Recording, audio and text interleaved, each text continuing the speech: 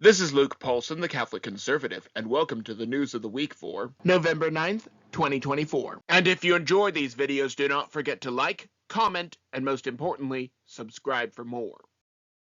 President Trump returns.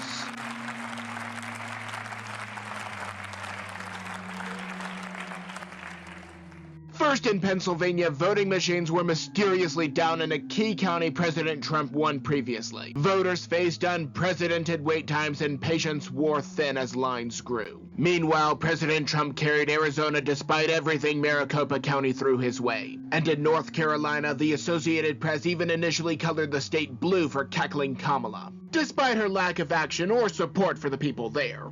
Once is happenstance, twice is coincidence. But 3 times is enemy action. And despite all the obstacles, President Trump emerged victorious. In 2020, President Trump garnered a historic 74 million votes. This election, his tally came in at 71 million, a dip, but still impressive. Whereas Brandon, who supposedly gathered 81 million votes last time, but cackling Kamala only received 66 million votes. For those keeping track at home, that is a loss of nearly 3 million for Trump and a staggering 15 million for the establishment. Could it be that millions simply did not care to vote this time around? Or does this gap hint at extra votes counted in 2020?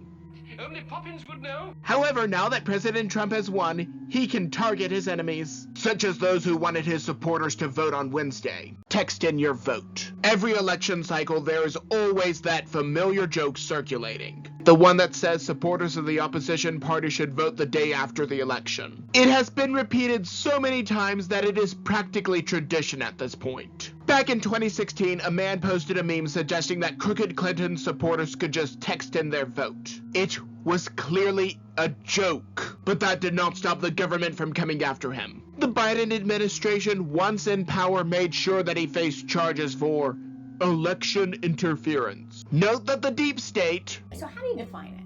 Well, the way I would define the deep state is an increased willingness by more and more government civil servants to pursue political objectives rather than stand up for the values of the institution they're a part of. They are not neutral. They're not politically neutral.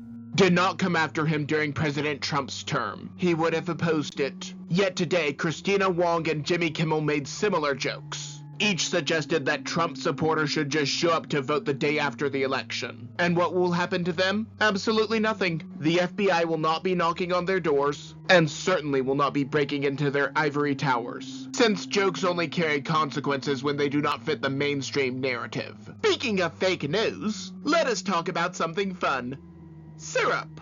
Aunt Jemima returns. Aunt Jemima's image was removed from syrup bottles not by popular demand, but at the insistence of white liberals. Recently, a satirical rumor emerged suggesting that she would be returning to store shelves. But this, as it turns out, was simply satire. Another fabricated story crafted to make a point. However, some conservatives embraced the rumor and ran with it, seeing it as a symbol of resisting the woke tide. Personally, I have saved so much money by boycotting these woke corporations that I am weathering even Biden inflation with more ease than a liberal. If there is a lesson, it is this. Always check the source. But what is not fake news is how much work we need to do to fix this country. And there is only one man that can do the job. Elon Musk has an ally. Moving back to more serious news, I introduce you to the champion of the Constitution, the advocate of autonomy, the sentinel of sovereignty, liberty's loyalist, the beacon of the Bill of Rights, the protector of the people's power, the voice of volunteerism, the one and only Dr. Ron Paul.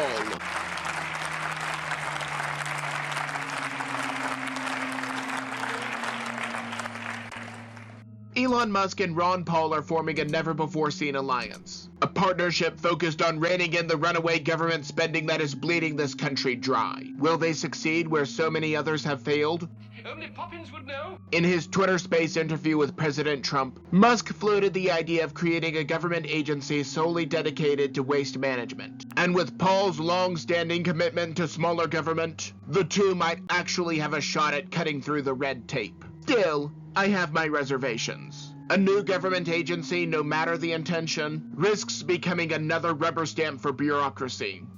A great idea in theory, but will it be executed as designed? Only time will tell if this alliance will be the breath of fresh air that government needs, or just another well-meaning plan destined to fail. And why exactly do we need government limited so much? Simply because it is more often the problem than the solution. FEMA's lack of aid. A new whistleblower has come forward to OMG, this time from FEMA itself. And James O'Keefe is once again shedding light on the story. Kelsey Goodman, an emergency preparedness worker, has revealed some shocking truths about FEMA's so-called disaster aid. First, Goodman confirmed that FEMA's aid distribution is not exactly equal opportunity. According to her, nearly half of all aid, 40% to be exact, must go to minority groups regardless of need. This policy sheds light on why so much aid is directed towards supporting illegals, while actual Americans wait in line. Second, while large swaths of North Carolina have been completely ignored by FEMA, Goodman admitted that states are often better equipped to handle disasters than FEMA's endless bureaucracy, even implying that the agency should not exist. It is not just a question of aid,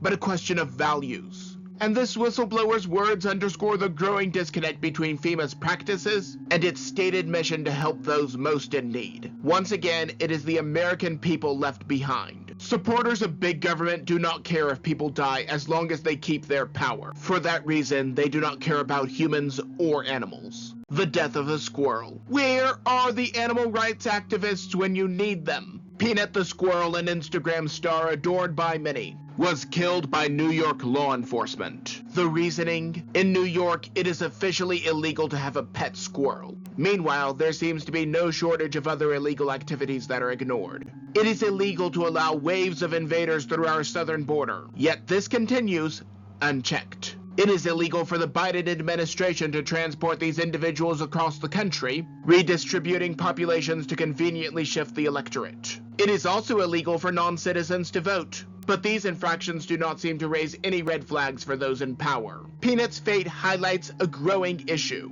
If it were not for double standards, it seems liberals would not have any standards at all. Oh, and they spent more time investigating a squirrel than any of Epstein's clients. Let us talk a bit more about those double standards, specifically when social media benefits them. They are private companies. On the other hand, if social media does not benefit them, it is a threat to our democracy. Controlling social media, the Democrats have now latched on to a familiar refrain. Social media is the sole reason they lost this election. Until recently, none of these platforms seemed to concern them, at least not enough to demand changes. That all changed when Elon Musk took over Twitter. The sudden uproar has little to do with platform principles and everything to do with control. Now calls for regulation echo from every corner of the establishment. They once welcomed these platforms' reach, but with Musk at the helm, they are suddenly sounding the alarm. The Democrats and their establishment allies are losing their grip on the narrative,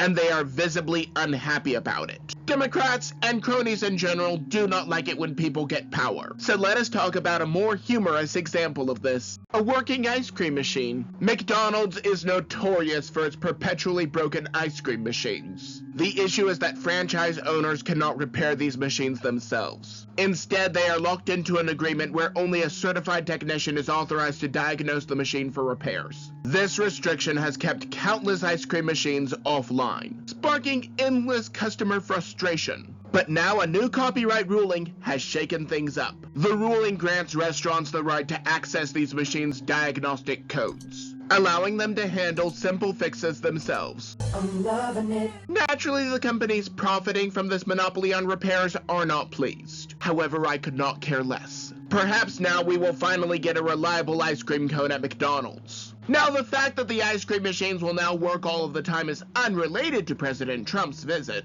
However, I would like to talk about a fake news article that the mainstream media created about him. Both Cheneys are trouble. Liz Cheney has become yet another loathsome symbol of the Washington swamp. Recently, President Trump made headlines when he stated that Cheney would not fare well in the very wars that she and her father, former vice president, initiated. Unsurprisingly, the fake news seized on this comment, wildly claiming that it was a threat to put her in front of a firing squad. Yes, They genuinely believe that the public is naive enough to accept such a distortion. Meanwhile, let us remember the facts. Under President Trump's leadership, no new wars were started. His approach brought a rare break from endless conflicts, with efforts toward de-escalation on multiple fronts. If re-elected, he will likely champion a new era of peace once again. Of course, peace does not line the pockets of defense contractors or war hawks. We do not need to worry about conflicts around the world that only benefit the military-industrial complex. At the same time, there are domestic problems that need to be dealt with. Ending an Antifa riot. Antifa, a group of liberal extremists, has become notorious for its terrorist tactics disguised as protests. Recently, Seattle police successfully dismantled one of their so-called demonstrations. It is a notable shift as Washington has been a hotspot for Antifa disruptions, and was also one of the states where ballot boxes were bombed. True to form, these terrorists do not respond well to law enforcement intervention. They despise any authority that upholds the rule of law, and the party of law and order. Hopefully, this decisive action sends a strong message across the country to their fellow extremists. Perhaps now, Antifa's network of terrorists will start to understand there are limits to what they can get away with. Maybe I'm just blowing smoke. Maybe I'm completely off my rocker, but that is just my opinion. And do not forget to like, comment, and most importantly, subscribe for more. But before you go, on the left I have last week's video, but you may also enjoy the video on the right.